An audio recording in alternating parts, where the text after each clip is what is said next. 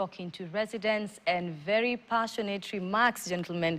I'm hearing issues on affordable housing, also the digital issue of basically the sharing of information online is almost being regulated, and there's the feeling of freedom of speech is also an issue. So many issues there that have been raised, but I just want you to, give a comment on some of the things that have been mentioned, especially let's just begin with the affordable housing issue. A gentleman there talks about this was meant to help the common wananchi, but there are people still struggling with the issue of housing in this country. I'll just begin with you, Dismas. Your thoughts on that? What is remarkable from those citizens is that they've got a very strong understanding of the Kenyan Constitution, and they fall in the category of active citizens. And one of the things I think they're talking about is the flow of information from the administration. And you realize for countries that have made very good progress, especially the Nordic countries, the information is easily available to all citizens as a strategy for citizens to get engaged and also to fight corruption. If you look at the Transparency International, they are ranking always. The Nordic countries are at the top because the information is easily available to citizens, and that minimizes corruption. Early on, we spoke that President Ruto has come up with a number of signature events, but he has had a challenge in communication, as evidenced by one of those gentlemen who spoke about affordable housing. You know, affordable housing, the real reason is actually not to put up houses for Kenyans. Is to create employment opportunities for people around the mjengos. Like, for instance, if you're coming up, say, with 1,000 units in any town, 1,000 units in any town will be a drop of water in the ocean. You cannot satisfy the housing demand. But in the process of coming up with 1,000 units, can you imagine the number of people who are going to be employed? You can start with Mama Mboga around the construction site. You come to Mama Githeri, you come to Mama Fua, and then the cement industry, the steel industry, the foremen. You know, the employment opportunities created is huge. That is why we said earlier on that there's been this challenge in communication. So majority of people sit back and say, wait a minute, I already have a house. Why should I get another house? Not knowing that as a taxpayer, you are being requested to assist create employment opportunities. And I think those are some of the challenges that the administration needs to look at. Ken, what do you think about that? Because Dismas clearly saying there's an issue of the flow of communication, that perhaps Kenyans do not have a good understanding when it comes to affordable housing. Of course, we've had Kenyans very strongly opposing that particular project because they feel, of course, you're already heavily taxed. Why are you taxing us extra? But here, Dismas says maybe it's an understanding of what the affordable housing is supposed to do for the common wananchi. But what are your thoughts, Ken? I don't think it's the understanding. I think people are seeing problems with the affordable housing program. About 3 days ago, the State Department of Housing published a report and saying in the fiscal year 2024-2025, 73 billion shillings was deducted from pay slips. So your pay slip, Dismas's pay slip, my pay slip, 73 billion shillings. And only 1,700 houses were built. So much of that money was put into treasury bills, into treasury bonds, because they are saying the absorption levels are low. Now think about it. This is money you and I would have used to do our everyday business, has been now put into our bank account, earning interest. Only 1,700 houses, and the target has been 200,000. So people are asking, if they were not prepared for all the challenges of this program, why are you deducting money? Allow people to use their money until you get to a process where you say, we are ready, whatever you deduct will be put into absorption. So that's why there's a big cash crunch in the economy. Everybody's asking, how come there's no money? How come there's no purchasing power? Because so much money has been taken from the pay slip.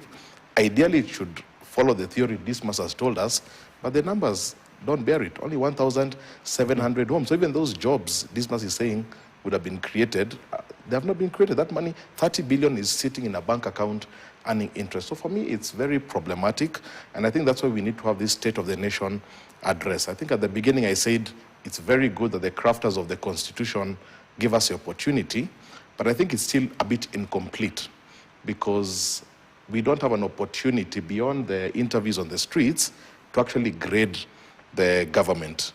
And I think my proposal would be we need to have a forum for professionals to listen to this State of the Nation address, and in that forum, give their grading. It's almost as if, right now, students are doing KCSE.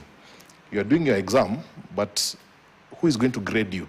It's almost as if you do your KCSE, but your grade is dependent on what people say to you on the streets. So I think we need to have an avenue where people listen to the State of the Nation address, but a formal body of professionals. My second proposal would be, you also need to have a county State of the County address. Maybe it can be staggered 1 week later, where the county governors on one day, so if it's Kisii County, for example, or Narok, they give the state of the county and the professionals of that county. So Dismas can be part of the Kisii professionals, and they give a grade. And these are professional bodies that's made up of business people, people who are apolitical, business people, religious people. They give you a grade, and that gives you now the actual. Because sometimes you hear people saying, I give the government 98%. But you don't know what he was being asked. What are the parameters? He said because a few experts were donated. That's not what you're saying, a very strict parameter. And also, in my view, 5 years is a very short time to make all the elaborate plans as Kenya suggested. He's an Ivy School graduate, so it's a very short time. You remember when President Kibaki took office, and his manifesto, he had promised free primary education. He told the then Minister for Education, Professor George Saitoti, free primary education to be implemented right from the word go. So you essentially hit the ground running. Because if you're going to sit back and go through the entire process, day one, day two, before you realize it's going to be 3 years. And for leaders who want to deliver, and I watched President Suluhu Hassan yesterday when she had a meeting with the public servants of rank. She told them that all the projects which are going to be implemented in Tanzania, the state is going to hit the ground running. Then these other donor support and everybody else will come along. Because if you sit back and say, I want everything to be linear. Kenyans love litigation. So every single day, there's going to be litigation, there's going to be policy debates, there's going to be policy review. But don't you think Kenyans are tired? Because I listen to what you're saying, that there's a need for public participation, right? And this now giving the floor for Kenyans and even various actors to take part in some of the decisions that are made by the administration we are seeing right now.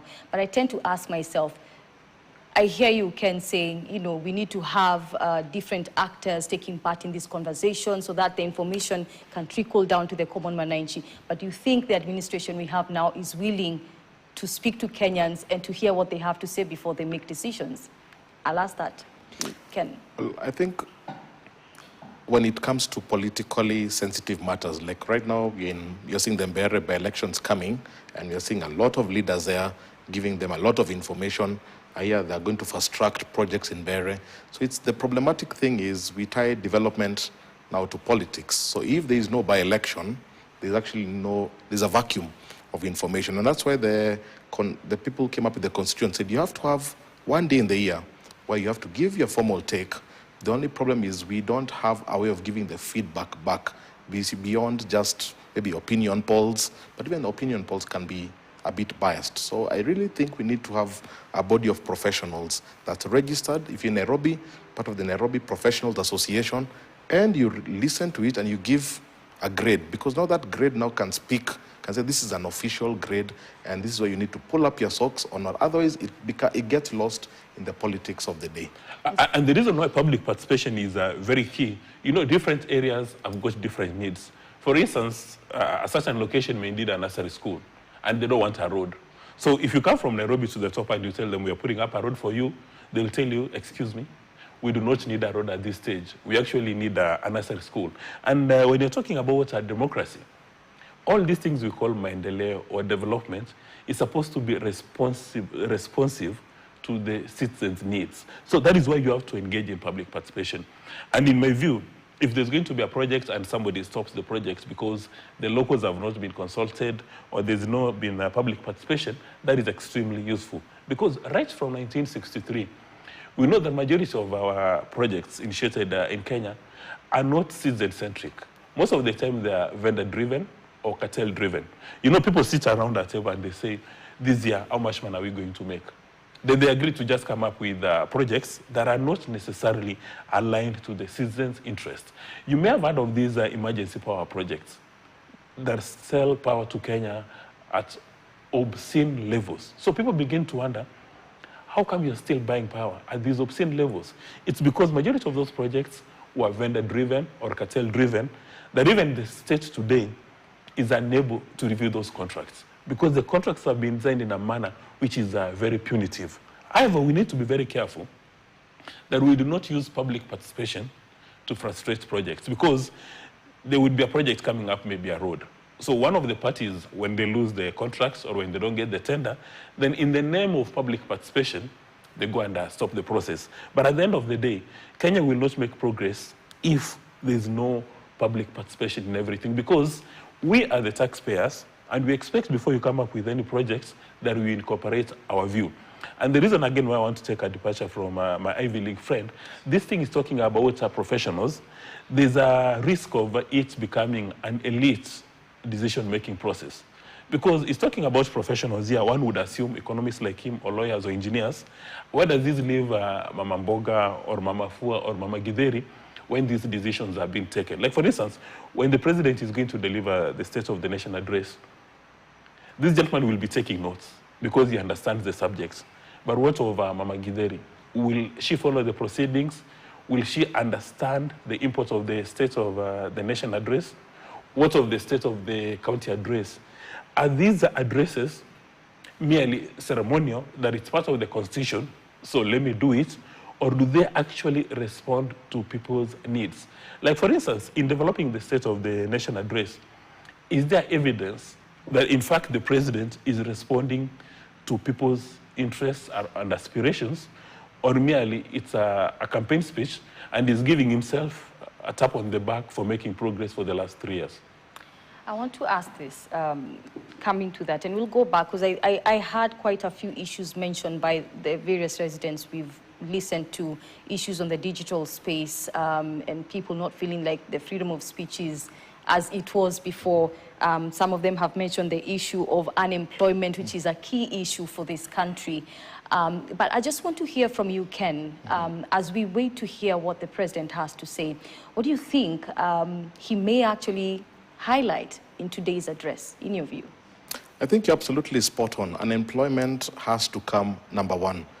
Inflation and unemployment are the two most important macroeconomic indicators, forming what is called the Phillips curve. Now, unemployment has become a big issue in Kenya. You just have to go downtown into the streets and the gardens, and you'll find young people. It's become really a boulevard of broken dreams. And we have to have an economic model that creates jobs. Yes, we talk about 5% growth, but it has not been translating into jobs. So even the quality of the growth has to be assessed. It's not enough to say you're growing at 5% as a country. We need to start keeping track of unemployment numbers. In the US, every second Friday of the month, they have to publish unemployment statistics. In fact, that is a make or break for a presidency. If unemployment is coming down, most likely you'll be voted again. It's the far most important. In Kenya, even the statistic itself is debatable. If you go to Treasury, they'll give you one number. If you go to the Bureau of Statistics, they'll give, everybody has a number.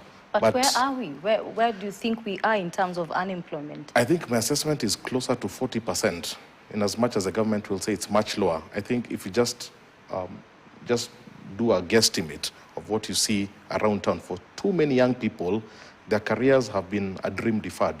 So I think it's important we come up with growth, not just growth for the sake of growth so that people can meet at a hotel and clap, but people are getting meaningful opportunities. It's so sad. Kenya is the only country where graduates who've worked for 2 years apply for internship programs. You don't see that anywhere in the world. So I think unemployment has to be number one. Inflation comes a close second. But if we don't tackle that, what we saw with the Gen Z unrest last year, June 25th, it actually might come back again. Dismas, what do you think? What do you project that will be some of the key highlights of today's address? Well, in my view, the president just needs to capture two things. Unemployment, as Ken has stated, and wealth creation opportunities. Because those are just the two challenges facing any nation. Even if you go across the entire world, especially unemployment is a big challenge. However, again, because of that crisis in communication from the administration, even when the administration is trying to create opportunities for Kenya, outside Kenya, people still roll their eyes. I'm a strong believer that in the globalization of markets and productions, if you've got top talent in Kenya that can fill a role in New Zealand, Australia, as I see it, there is no reason for a Kenyan, highly qualified, to sit under mango tree every day, yawning away, waiting for politicians to give him or her standing allowances, or going for rallies to go and clap, instead of going to work in the Middle East, instead of going to work in Nigeria. Because with the globalization of markets and production, it's about demand and supply. So if you've got Kenyan talent who've been trained and can land international roles, in my view, make it easy for them to get a passport, but make sure when they go to these foreign lands, the Kenyan government has got their back covered. But again, another challenge we have with the majority of Kenyans is when they go to these other markets or international jurisdictions, they do not bother to understand the local laws and dynamics. Like, for instance, the case we were told in the Middle East, that if you're going to have a child out of wedlock or as a result of extramarital affairs, then probability of having the young person registered becomes a challenge. So in my view, Kenyans must develop and get this intercultural competence, that wherever you go to any jurisdiction, understand the local dynamics. And in my view, what we must do as a nation is encourage Kenyans to learn multiple languages. Instead of just having your mother tongue, English, Swahili, and Sheng, we should learn all these international languages. Learn Spanish, French, Arabic, so that when you graduate from a university in Kenya, you can go and work elsewhere. Understand, Angola has got a big need for Kenyan trained teachers, but the reason why they cannot go to that market, they don't speak the local language. Why can't they learn Portuguese? Even the reason why we have challenges in the Middle East is that a majority of the people who go there do not understand the language or even the local culture. So in my view, the president must create, while under ideal circumstances, you create employment opportunities in Kenya, but if you don't have the opportunities in Kenya, go abroad. And, you know, if you don't do that, then how did we get Barack Obama? And a country that we can borrow from is India. India took a decision that the world needs top talent in ICT. And they're producing top ICT talent. If you go to the US today, where he was for his studies, if you go to the US today, all the serious multinationals, ICT companies, have got an Indian CEO. In fact, there's even a joke in the US. But how many of the Kenyans can actually manage to survive in the international markets? That's actually... You know, and I think I've listened to some of comments from Kenyans online. You know, the feeling is create the possibilities here. Because, like you're saying, not everyone has those international languages. That's another investment the government would need to make, so that maybe some of these Kenyans are trained. But before we go too far into that conversation, I want us to just take a short break. There's so much to discuss. So we're going to take a short break at this moment. Don't go too far. We'll be back shortly with more insights into what to expect in today's address, and of course, just taking stock on what the president said last year. Has he fulfilled, or are we just looking at unfulfilled promises? And like one of my analysts says here, broken dreams. So don't go too far. We'll be back shortly.